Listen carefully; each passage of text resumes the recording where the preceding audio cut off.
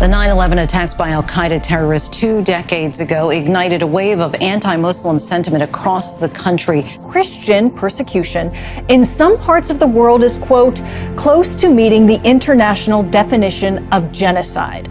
My dream is that to see Muslims, Christians, Jews, and people of faith work together to create a compassionate neighborhood.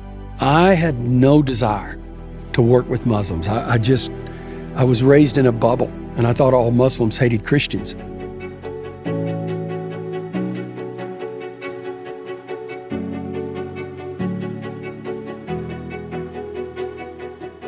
I'm going to be honest with you. I have not worked with evangelical Christian before until I met Bob Roberts. I found a man who loved God. God was not just a theological construct.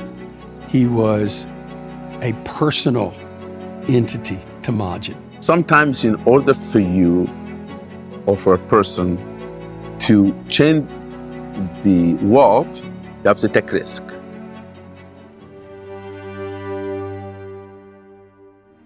When I became friends with Muslims, I just assumed everybody would be excited and everybody would jump in, especially imams. Not at all.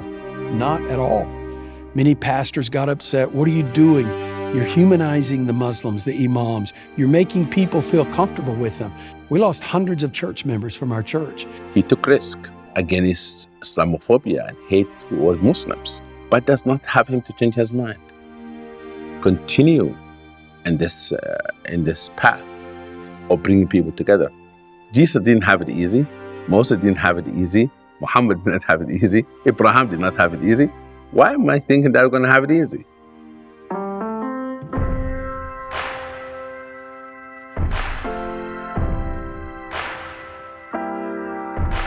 You know, Dr. Ibrahim Al-Naimi is a friend of mine. When we asked him to host the first retreat, his center was a great organization that to host that retreat. It was incredible because the walls were coming down. And all of a sudden, there was the potential we could stand up for one another. We could watch out for one another. Without Doha, there never would have been a multi-faith neighbors network.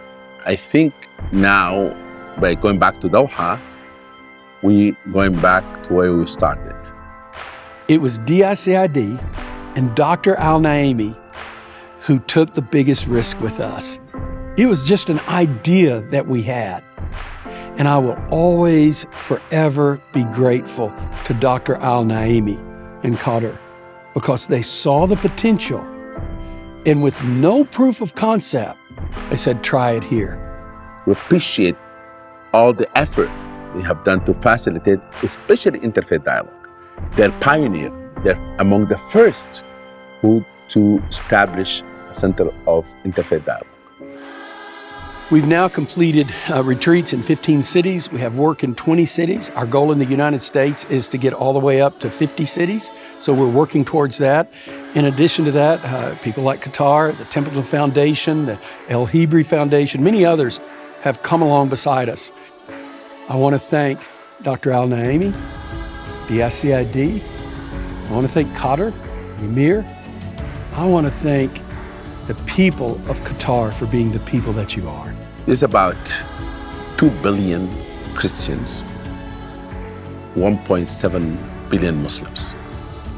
Imagine if we get along. Just imagine, in every corner of the world we get along. What kind of world will look like? That is a miracle. Changing heart.